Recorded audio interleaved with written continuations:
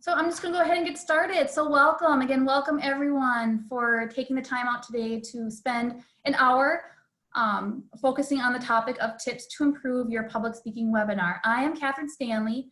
I am the program coordinator for the Minnesota LTAP program. So this webinar is presented by the Minnesota Local Technical Assistance Program at the Center for Transportation Studies, which is located at the University of Minnesota. Minnesota LTAP is sponsored by the Minnesota Local Road Research Board and the Federal Highway Administration.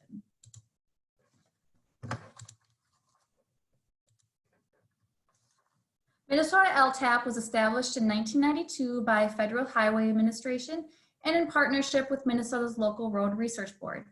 Minnesota LTAP is one of 52 LTAP centers nationwide.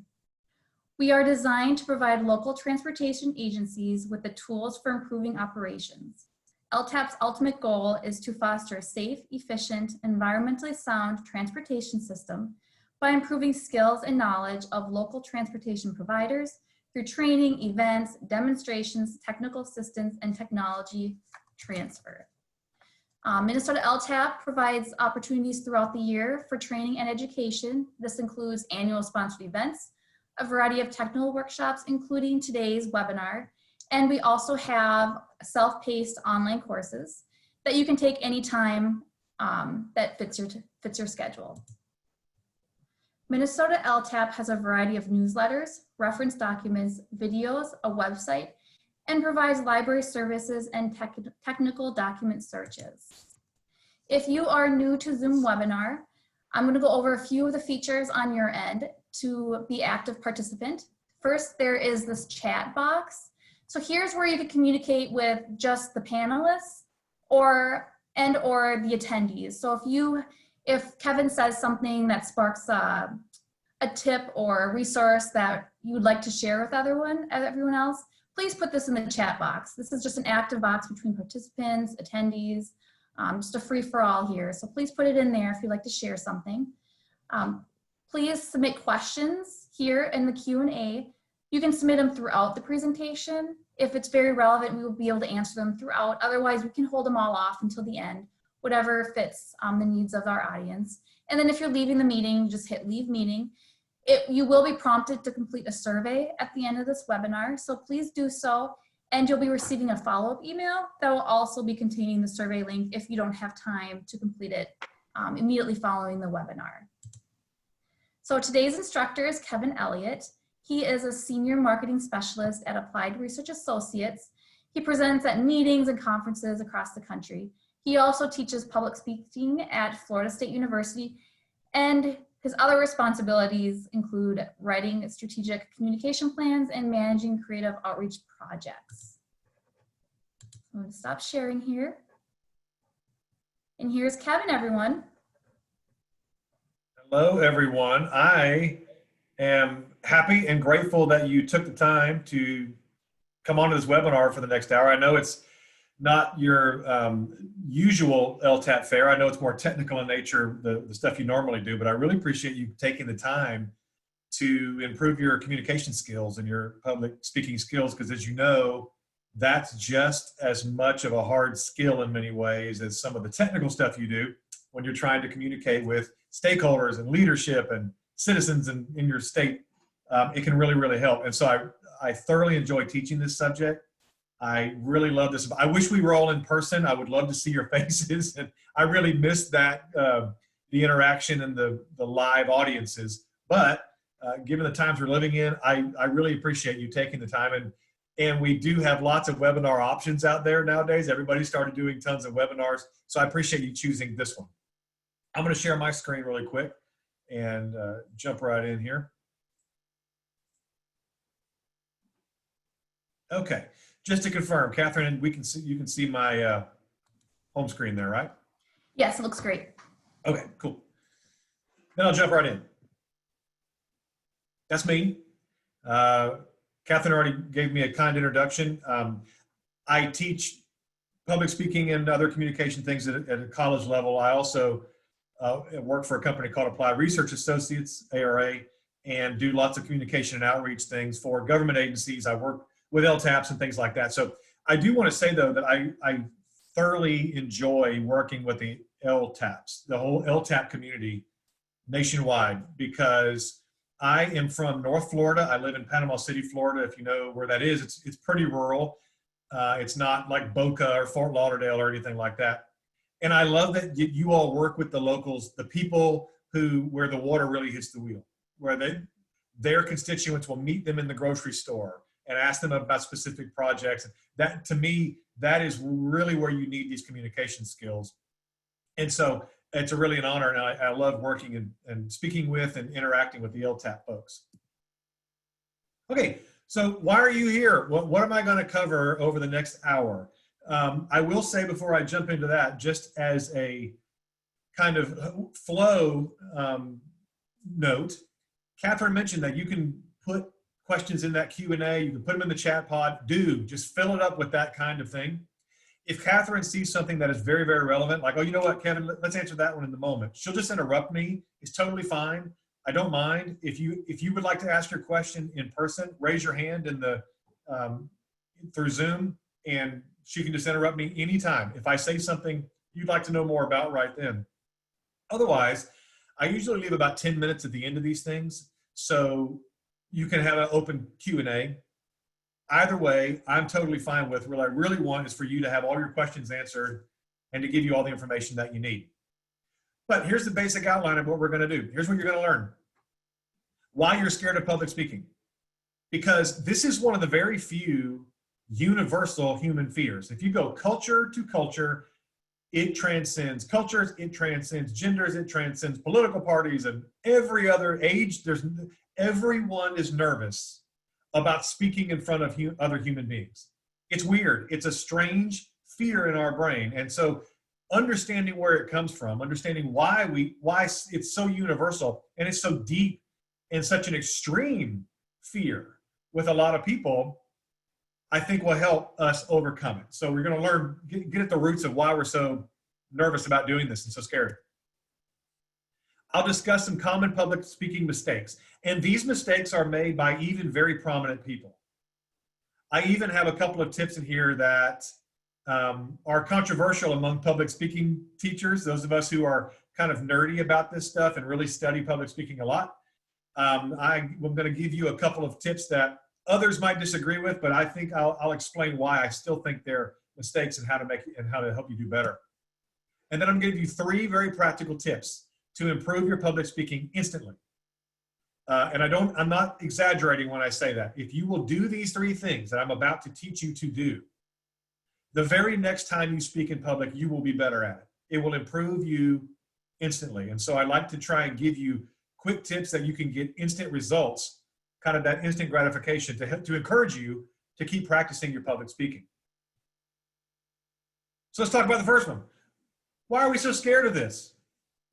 Why are we so frightened? Why are human beings across the globe so scared to speak in front of other human beings? Now, we do it in our families. We talk all the time. We go home every day. We talk to our loved ones. We talk to people that we know. We talk in our office spaces. We talk amongst each other and have no problem at all. But when somebody tells us to stand in front of a group in a more formal setting and say certain words, like make a presentation, all of a sudden it's a different ballgame. And this deep-seated reaction and fear happens in our body. Why is that? Well, here's why I think. For most of our human history on the planet, this was us. We were not in office buildings. We were not in climate-controlled settings. We were not in our lovely homes. We were living out in the wilderness in small groups. And of course, you remember this from your sociology or your history class as the hunter-gatherers. We were hunter-gatherers, and we lived in little groups of anywhere from 25 to 50 human beings. And we were out there hunting and gathering. We were living off of nature. This is most of our history. The Industrial Revolution and all of the things that came along with it, technological revolution, the information revolution with the internet and smartphones and everything else, it's sometimes easy to forget that those are incredibly recent developments. That 99.99% of our history, this was us. out there trying to make it in these little social groups as hunter-gatherers. Now, think about this world. Think about what it took to survive as human beings in this world. The first thing is we were not the top of the food chain. We did not run the show back then like we do now. We had real dangers to our survival in this world. And look at us. Look at human beings compared to other creatures. We don't have fangs. We don't have claws. We don't even have a decent coat of fur.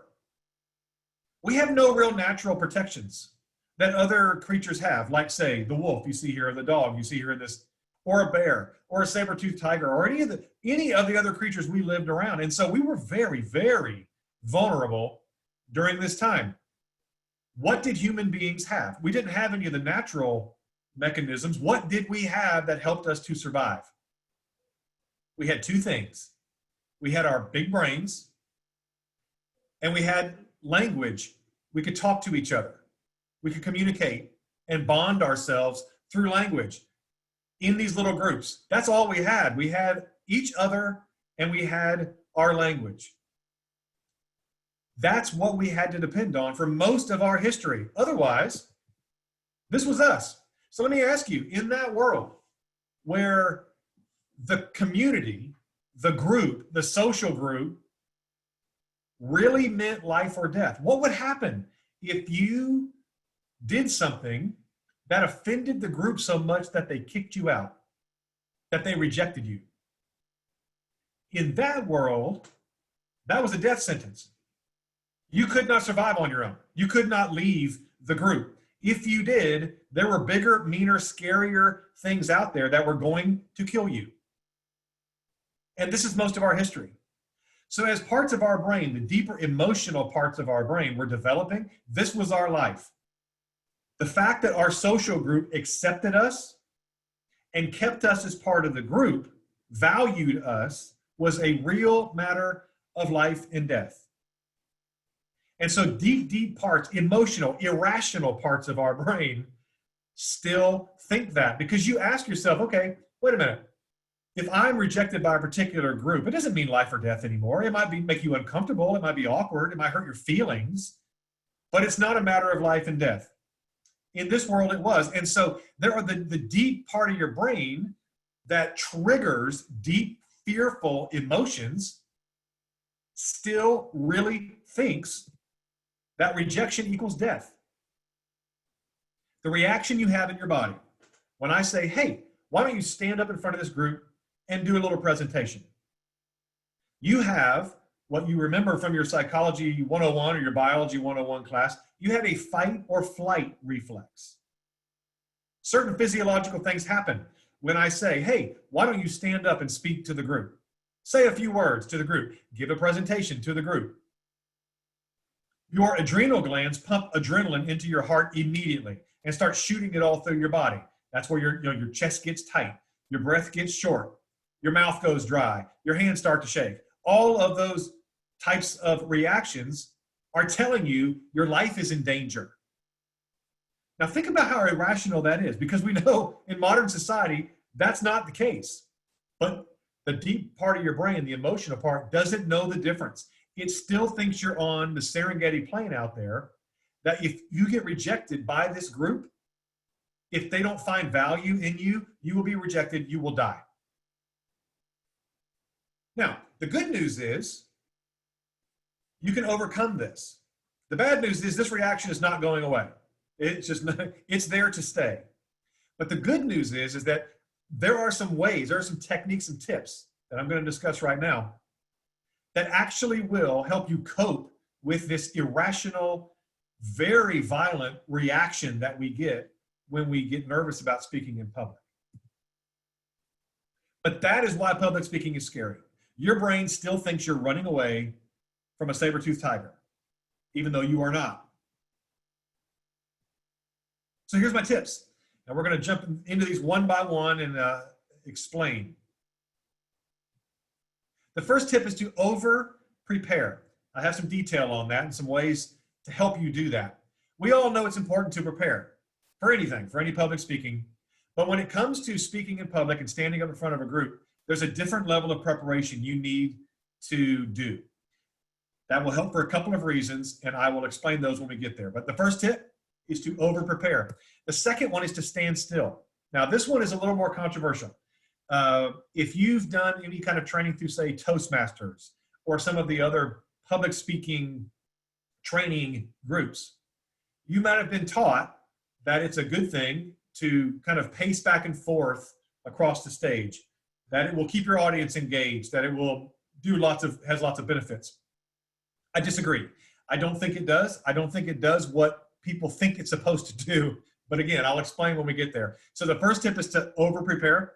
Second one is to stand still. I'm going to give you a diagram and tell you basically exactly where to stand when you're in front of a group and how to stand and all that stuff. It's going to make everything better. And the third thing is to lose your notes. I don't let my students present with notes. No 3x5 cards, no piece of notebook paper, no smartphone with nothing, no notes.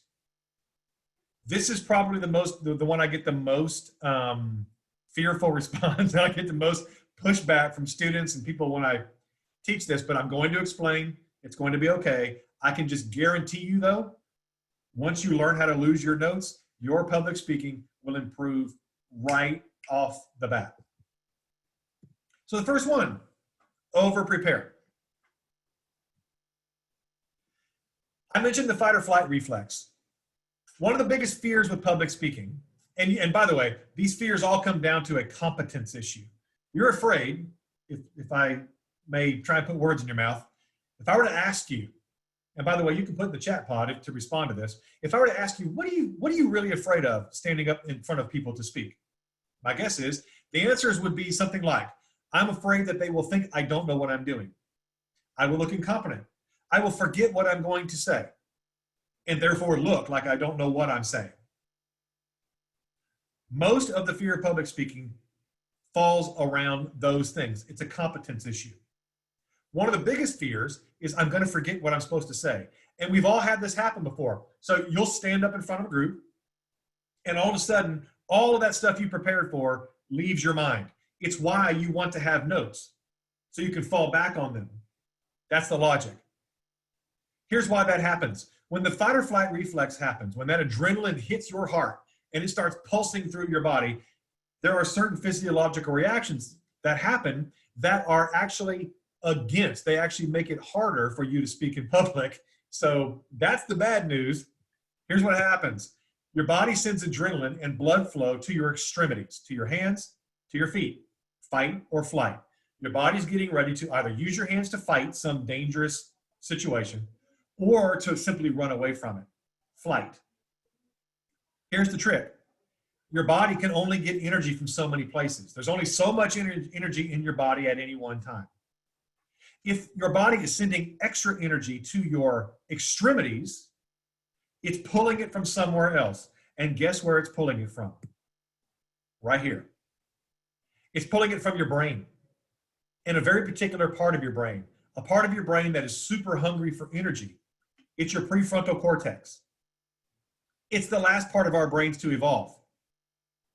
And here's the thing. The prefrontal cortex, this frontal lobe, is where language lives. It's where logic lives. It's where all the words live. That language that we needed to survive lives in that front part of our brain. Well, your body, when you get scared and have this reaction, it pulls energy out of the front part of your brain and moves it to your extremities. That's why you forget the words. When you stand up in front of a group, you're super nervous and you'll forget your name sometimes. You'll forget what you're, oh shoot. And then you'll sit back down and within a few minutes you go, oh, that's what I wanted to say. And why couldn't I have remembered that?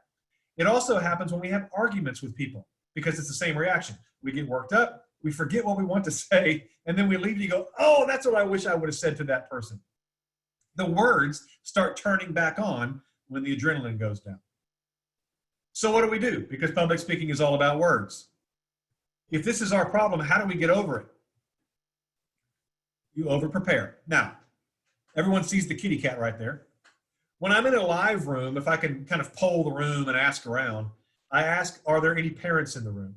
I teach college students, so sometimes I'll have a parent, not many. But then what I'll say is, okay, if you're not a parent, do you have a favorite pet? Most people have a favorite pet. If you don't have a favorite pet, a favorite hobby, a favorite vacation spot, a favorite restaurant, I don't care what it is, something that you love dearly, something that you know really well, like this kitty, if you're a cat person. And then I ask this question. If I were to ask you right now, with no notes and no preparation, to stand up in front of this room and tell us about your cat, could you do it? Would you be nervous? Yes. Would you maybe not remember everything about your cat? Sure. But could you talk about your cat? Could you talk about one of your children? Your favorite vacation spot? Your favorite book? Could you? Yes. The answer is probably, yeah, I could get through it. I may not be magnificent, but I could get through it. I could talk about that in a coherent way. Well, remember, the deep fear is incompetence.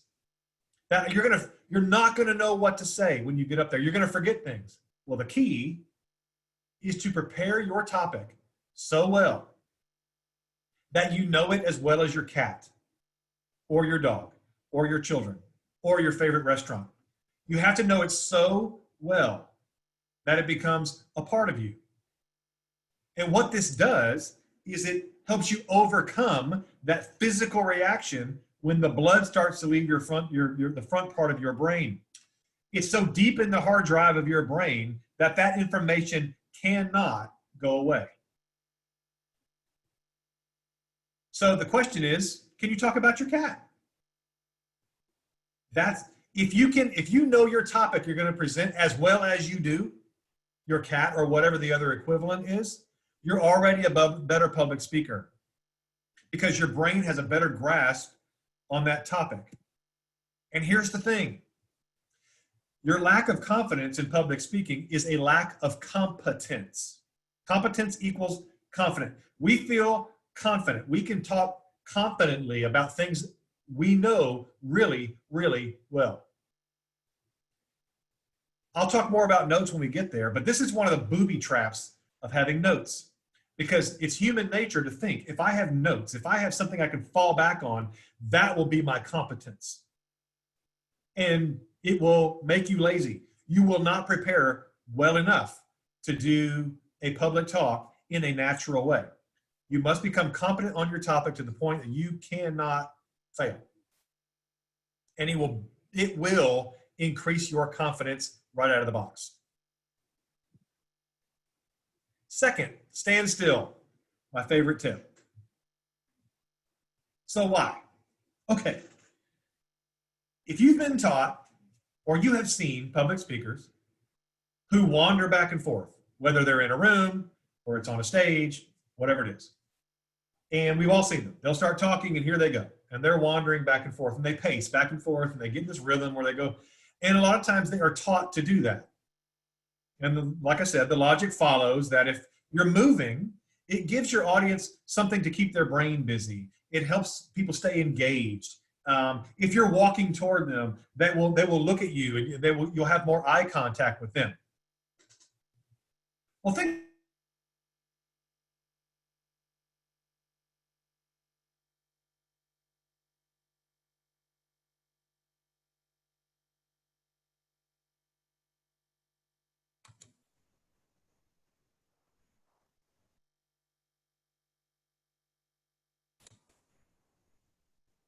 Kevin?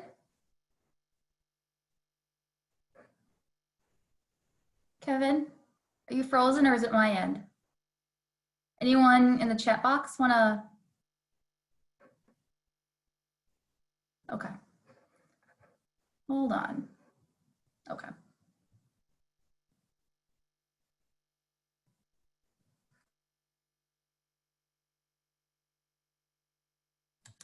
Okay, it looks like Kevin got dropped, so we'll just give him a few minutes to get back on. Thanks everyone for giving me feedback. It's hard to tell if it's my end or his end. So I know he said he's kind of about 90 miles from the hurricane that's coming in. So maybe that's having some type of interference with the broadcast. So I apologize. let's see, give him a couple minutes here. I do have his PowerPoint, so if I need to take over, I can.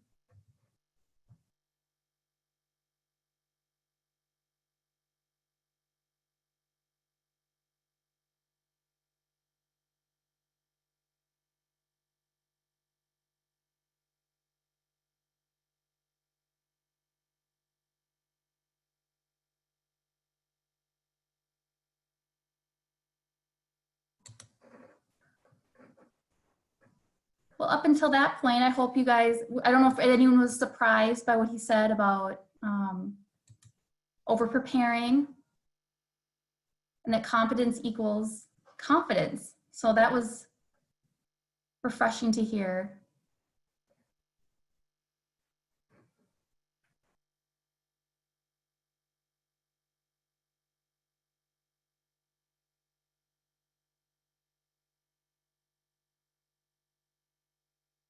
Looks like he's coming back. Oh. Welcome back, Kevin.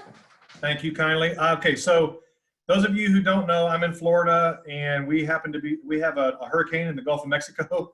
It's not going to hit where I live, but it's making a mess. And so we are in the middle of a power blip. I'm back though, right? Yes, you are. Okay, I apologize for that. Let me jump right back in. Catherine, tell me where you lost me, please, and I'll jump back in at that spot. Right at still standing, or I mean stand still. Stand still. Okay, got it. Are you seeing my slide that says why? Yes. All right, thank you for hanging in, everybody. We will proceed. If that happens again, I'll jump on a hotspot or something else. Just hang with me, and we'll get through it. Okay, so the idea is stand still. Why is that so important? Well, here's why.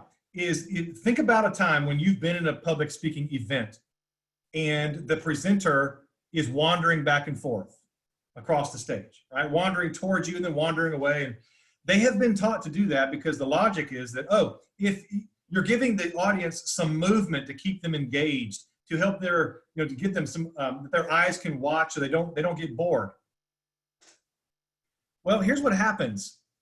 You end up with, think of a situation where you were like that. And here's what happens. You get a guy that looks like this. You get this guy staring at you, right? He's coming at you. Hey, everybody. And he's presenting and he's coming on and he lies. Now, think about that moment. Let me ask you, were you thinking, oh, wow, I'm really paying attention to everything he's saying. I need to take some notes. Oh boy, this is a great presentation. Are you thinking that? Or are you thinking, oh my gosh, is he going to ask something of me? Is he going to call me out? Is he going to ask me a question? Is he going to embarrass me? Oh my goodness, I'm uncomfortable. Please don't come near me. That's probably what you were thinking. So think about that. Are you making eye contact with this guy? Yeah, you are, because you're afraid he's going to come embarrass you, so you're trying to protect yourself. But remember, you're doing the opposite of what you should actually be doing, which is listening to the presentation.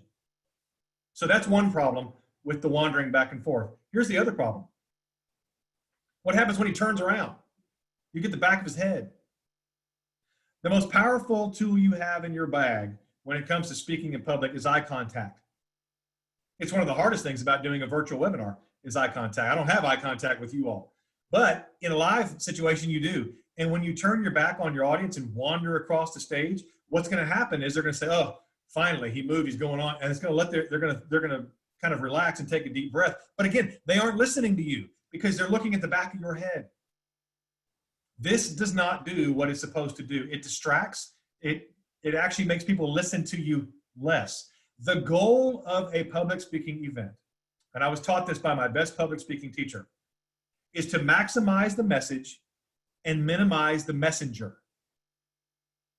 When you're wandering around stage, you're making it more about the messenger than you are the message.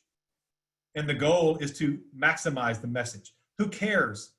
They should know what color shirt you wore, what tie you had on, what color your hair, all that stuff should fade into the background.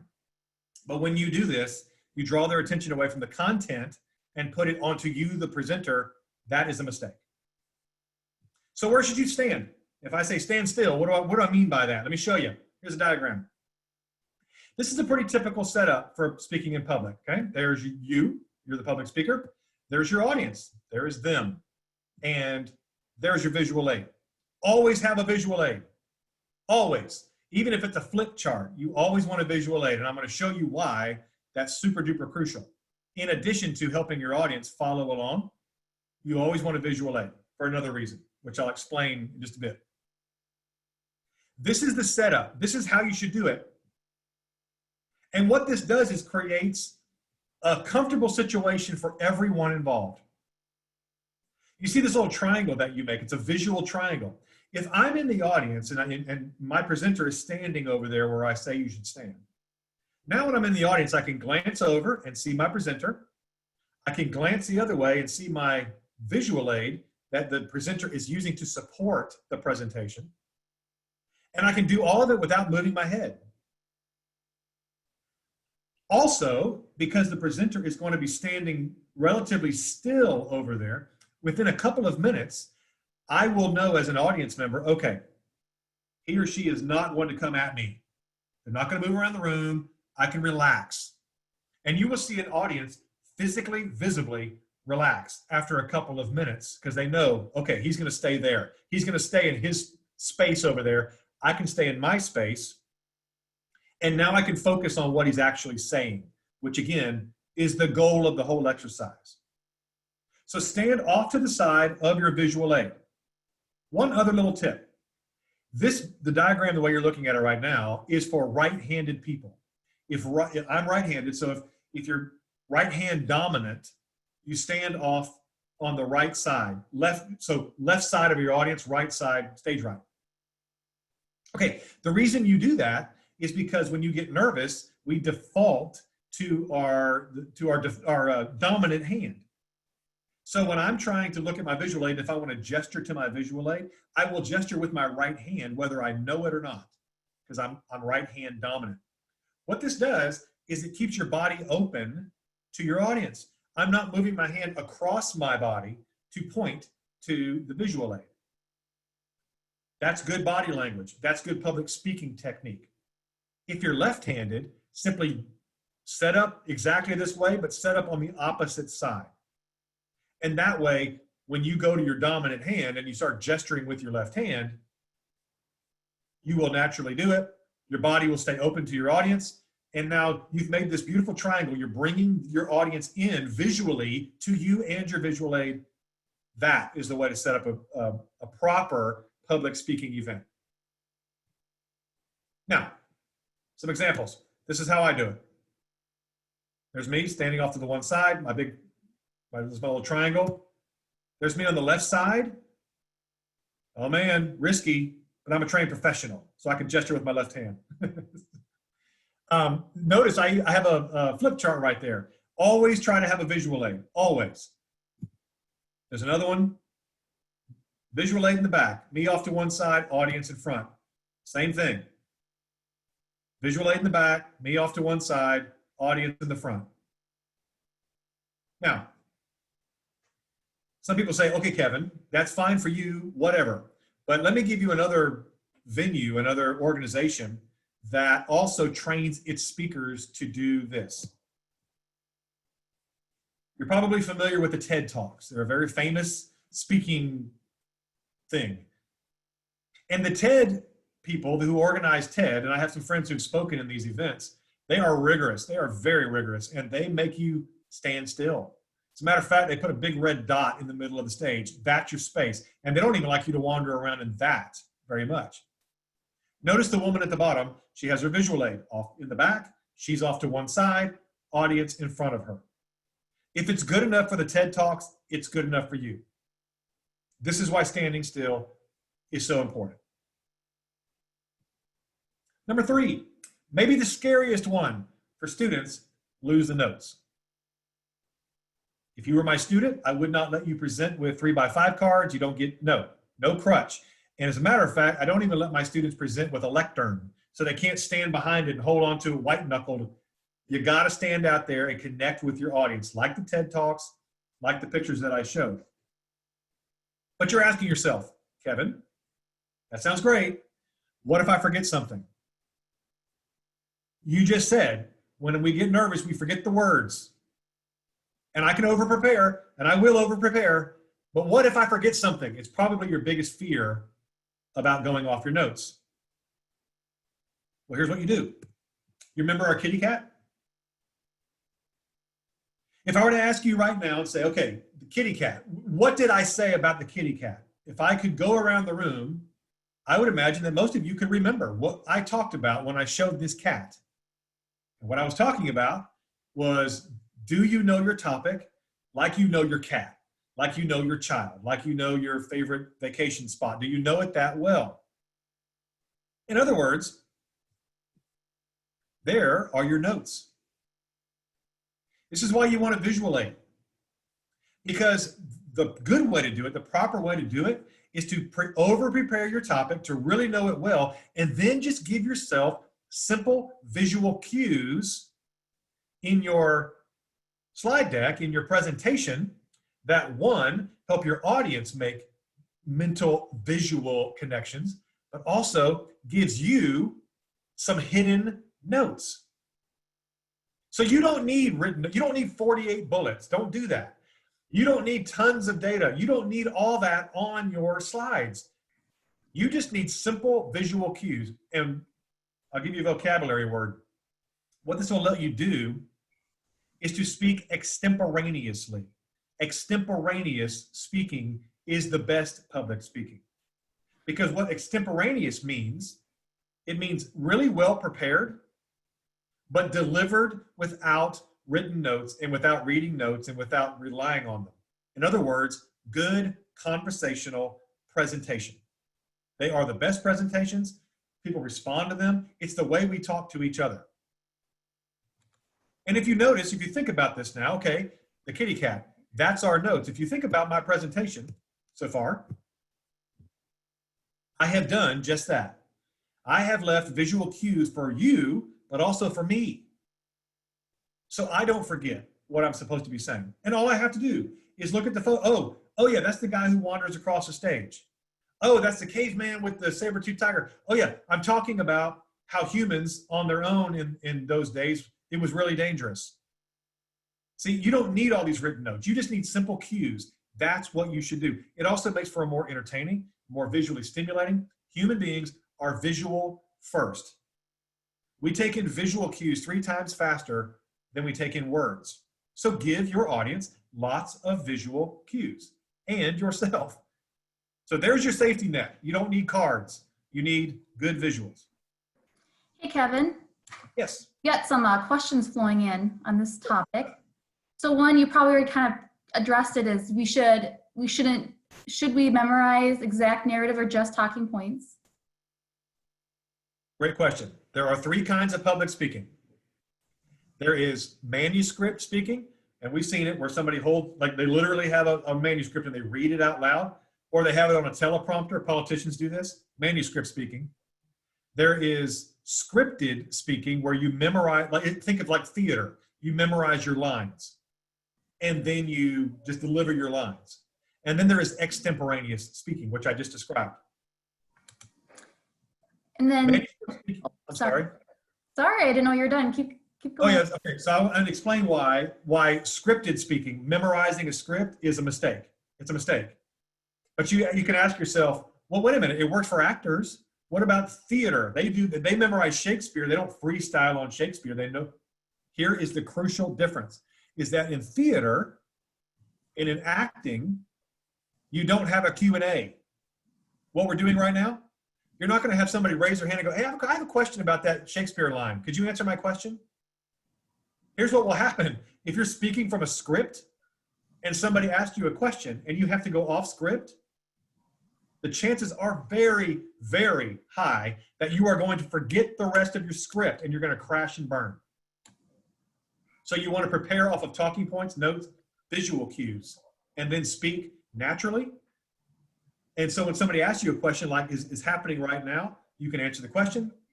And then all I have to do is go back to my quick visual cue and I'm right back on track. Great, thank you. And actually I have 2 questions that came in that are very similar. Can you give tips for times when you don't have an opportunity for slides or flip charts? They're specifically thinking of times with public meetings and government when you might always not be in these ideal situations for prep. Yes, okay. This is the one tiny, tiny exception. And I say tiny because even a lot of public works buildings and government buildings, they have some monitor back there that you can put a simple slide with some visuals on there. But if it's just not available, if you just have to go into a room with no at all, here's what your instructor, here's what I'm gonna allow you to do, is do exactly what you would do on your slides, those visual cues, but you do them on an 8.5 by 11 piece of paper.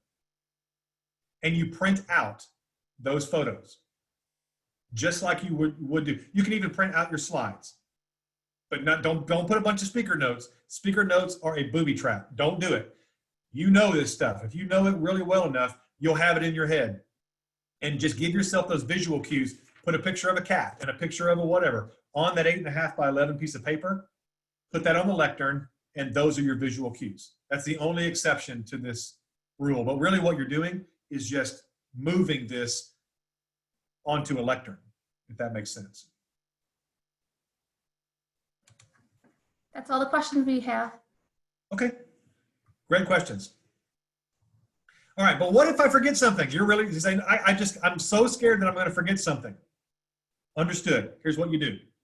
If you stand up there and you find yourself, oh my gosh, I forgot something. You pause. Number one, you just pause for a second. Just stop. What's happened is the blood has left your brain. You need to give it time to come back. Say these words, just a moment. Say, just a moment. Take a deep breath. At this moment, you're panicking and your brain needs oxygen. So take a deep breath, take a moment. It's gonna feel like forever, but it's only gonna last a few seconds. Pause, say, just a moment. Your audience will understand. Your audience will not be offended. Your audience does not want to see you fail. Take a deep breath, then look at your slide. If you've done what I've taught you, if you have a visual cue on your slide, it will come back. I promise. I've taught hundreds of students, and this has never not worked. When they panic and they're like, oh my gosh, I forgot something, say, just a moment, look at that slide. It's why you want big visual cues. And eventually, in a few seconds, it will kick back in and you can pick back up. I promise. I promise. Do not do this. Here are the things you do not want to do. Number one, don't apologize. Oh my gosh, I'm so sorry. I prepared so, I did this at home last night and it was, don't do that. It makes your audience uncomfortable. And remember, the point is to maximize your message, minimize the messenger. Don't make it about you. Don't make it about your nerves. They're there to hear your presentation, and they don't know that you forgot anything if you don't tell them. So don't tell us what you forgot. Just don't tell us. If I were to tell you that 3 slides ago, oh shoot, I forgot to say something, would you have known? No, you have no idea what's in my head. I don't know what's in your head as the presenter. So don't apologize. Don't tell us everything you forgot. Just do this and keep moving. Do not be like Mike. This is Michael Bay. And Catherine, I'm going to cue up that video here, if you would, please.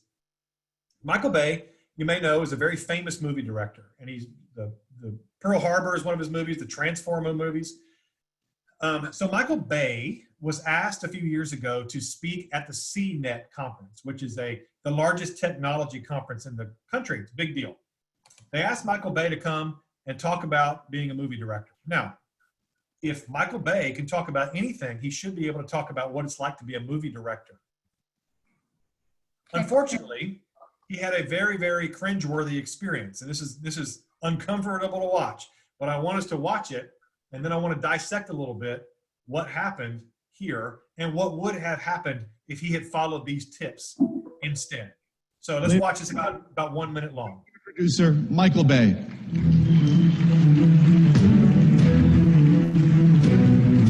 Good afternoon. Thanks, Joe. Good afternoon, Michael. How is everyone today? My job as a director is I get to dream for a living. Michael, you know, you're known for such unbelievable action. What inspires you? How do you come up with these unbelievable ideas? I create visual worlds that are so beyond everyone's normal life experiences. And Hollywood is a place that creates a viewer escape. And what I try to do is, as a director, I try to, the type is all off, sorry, but I'll just wing this. Tell us what you think. Yeah, we'll wing it right now. I try to take people on an emotional ride, and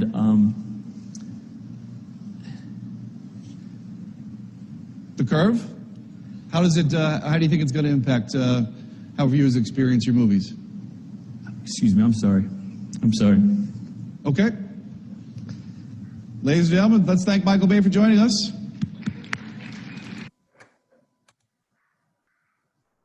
Okay. That's painful. That's everybody's worst nightmare, right?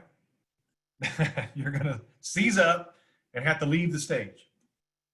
Here's why that's not going to happen to you. This is not going to happen to you if you do these things. Here's what Michael Bay did, because they interviewed him afterwards to find out, what happened. You were just there to talk about you, being a movie director. Well, Michael Bay is human like all of us. He's nervous. The problem was they had a teleprompter at the foot of the stage. And if you watch that video back, you will see him looking down at that teleprompter. In other words, he had a script that the host was supposed to ask a question, and Michael Bay had a canned answer, which seems ironic because he's just there to talk about himself. Why you would need a teleprompter for that?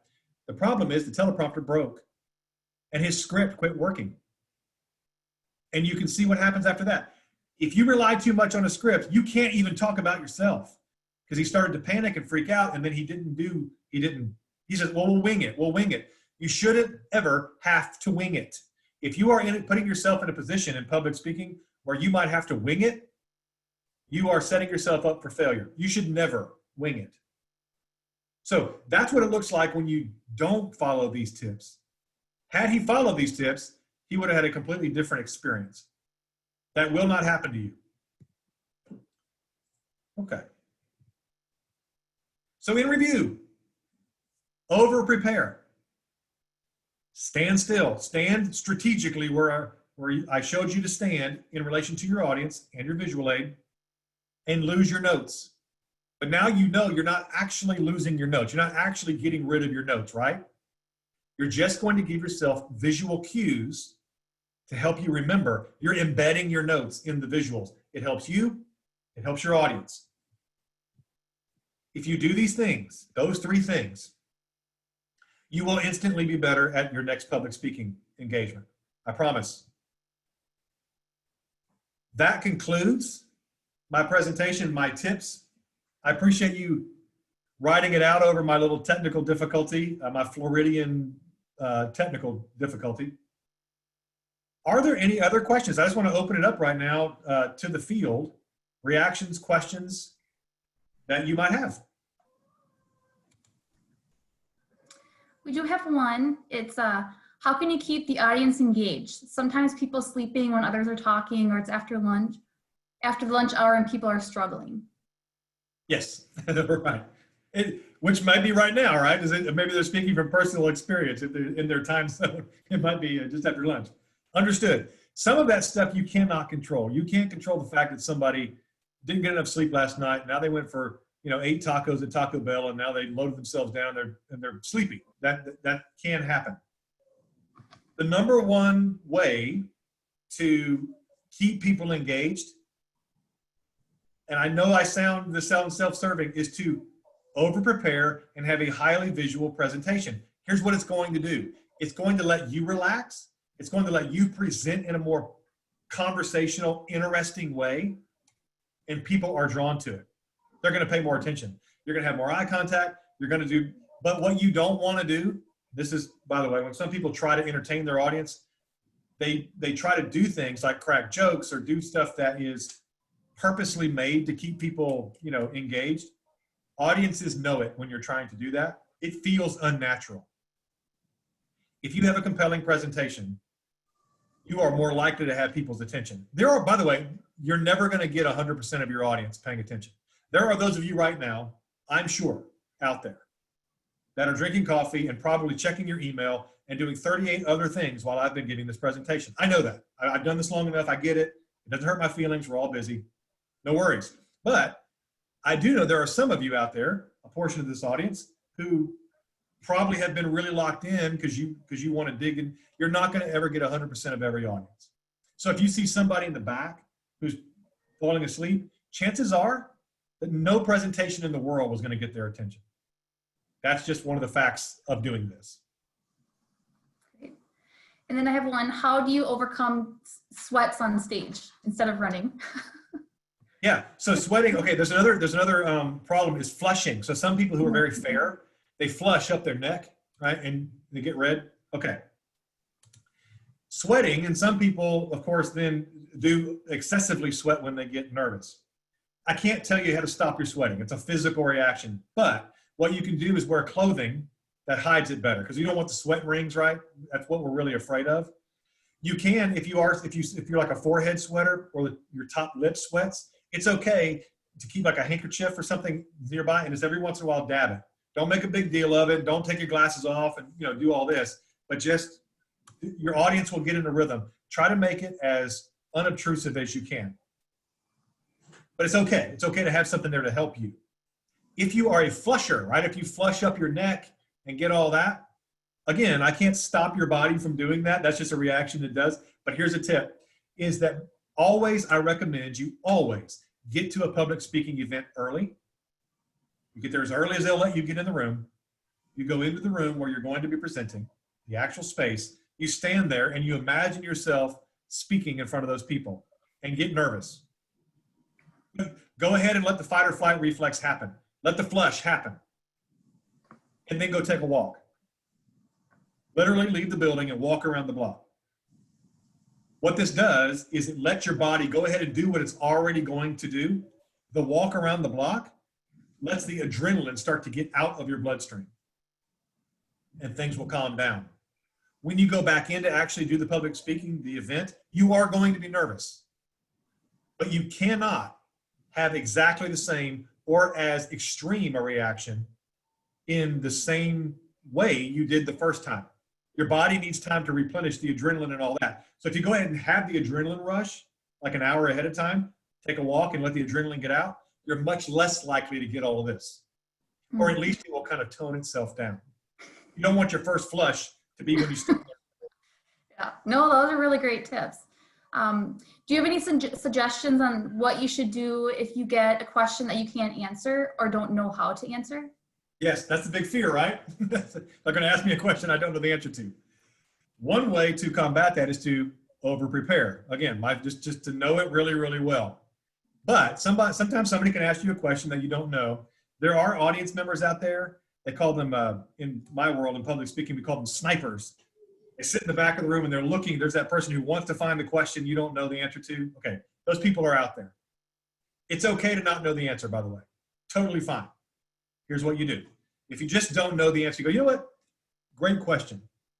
And I don't have an exact answer for you right now, but I'm leaving my contact information here. You're going to have my email, and I'm going to follow up with you on that. If you don't mind giving me your contact information, and then actually follow up with that person, and then move on.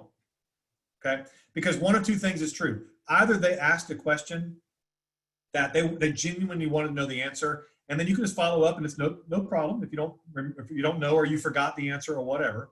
No shame in that. Or it was a sniper, and all they wanted to do was have their little moment of fame in your public speaking event, and those people exist, and you gave that to that person, and they typically, they tone down and you satisfy what they need, and then move on. Oh, those are really good. Thanks, Kevin. So we have 3 more questions. I think that's all we have time for now.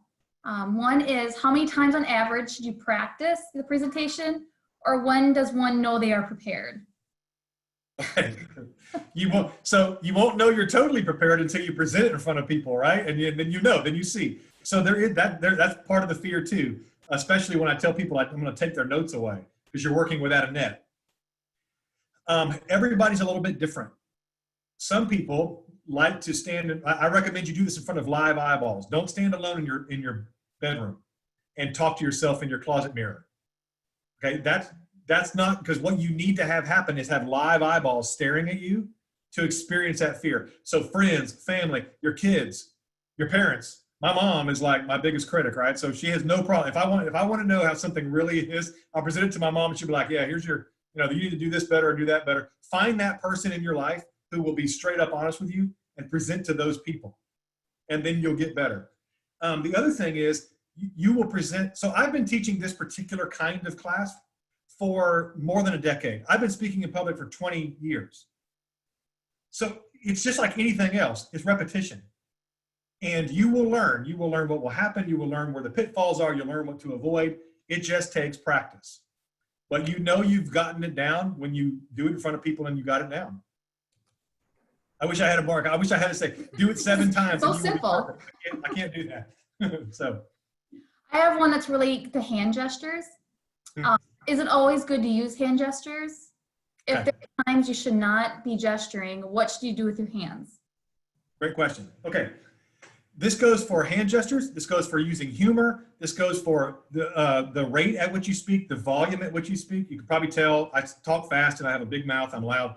But some of the best public speakers I know are very soft-spoken, are very reserved. You don't have to be this guy. My students tell me I do windmills, right? My hands do windmills. Here's the goal. You want to speak the way you speak. How do you talk to your friends? How do you talk to your family? I actually talk to my family like this. This is just how I talk. You can ask my wife. I just am like this. This is how I'm not putting this on, in other words. What you do not want to do is try and do public speaking like somebody else does it. Don't copy me. Don't copy somebody else. If you are quiet, if you are not a hand talker, if you are reserved, present that way. Your audience will respond to you because they know. We can just sense it if you're faking.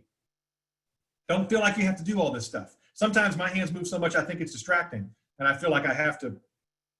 But I can't think of a situation where people would say, do not move your hands. Even like say at a funeral, even if you talk, this is how you talk the way you talk to your friends.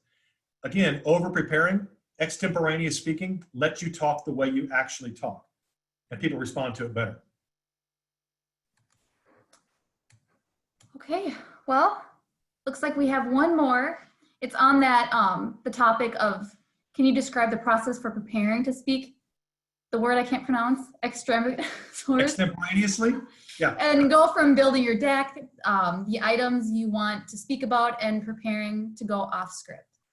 Okay, so the number one thing you want to do, and I could probably do a whole presentation on this one, is how to speak within a time frame. It's the hardest thing to do. It's very easy to start speaking. It's really hard to stop speaking. When you start doing this, you'll realize it's hard to bring it in for a landing and actually shut it down. So here's what I do when I'm asked to speak about something. I start studying. I do homework. I watch video. If it's a new topic, I watch videos. I read. I watch other people speak about this. It's the beauty of YouTube. You can watch for hours other people talking about this. I just fill my brain with as much information as I can about this topic. And then I don't do written notes. Like I don't start with a Word doc, or I start my slide deck.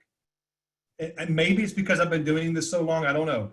But I like to start visually. I put my slide deck up and I go, okay, put that there, and I throw maybe a couple bullets here and a picture of that there. It's really almost like a collage, the way I do it.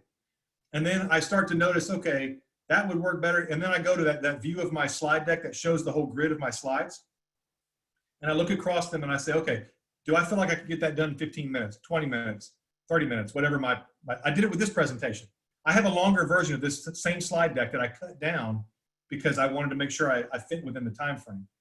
That is going to come with practice. Learning how to nail a timeline. I don't have a formula for you because I don't know how fast you talk. I don't know what your rhythms are, but I can look at a slide deck now and I can go, that's a 20-minute slide deck.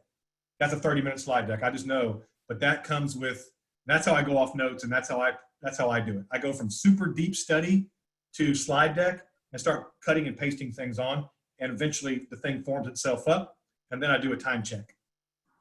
Okay, great. No, to everyone in the audience, I noticed that. I've never seen a PowerPoint in the grid form before. So I was wondering why you have it that way, and you had other ones that I'm not using. So right. It's really interesting. Yeah, and I know we're running out of time. Yep. I'm sorry, but I can show you if those want to hang on for just a minute. I'll show you what I mean by that. this. So this view, if you don't know, in PowerPoint, you go down here and this is this little grid. You can go to different views. This is my grid view.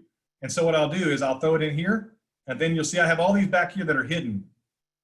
Those are ones I keep in reserve if I want them for a longer presentation or I want to do something else. This is a great way to look at the whole presentation at a glance, and I go, okay, I can see that's about 20, 30, 40 minutes, whatever it is. That's how I do it.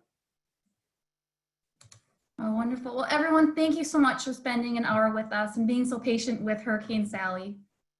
That's right. Thank you for hanging in there. It was wonderful. Thank you so much for the great tips. I mean, you were right when you said that you can walk away from this presentation and be a better speaker. So thank you so much for your expertise and taking the time to meet with us today.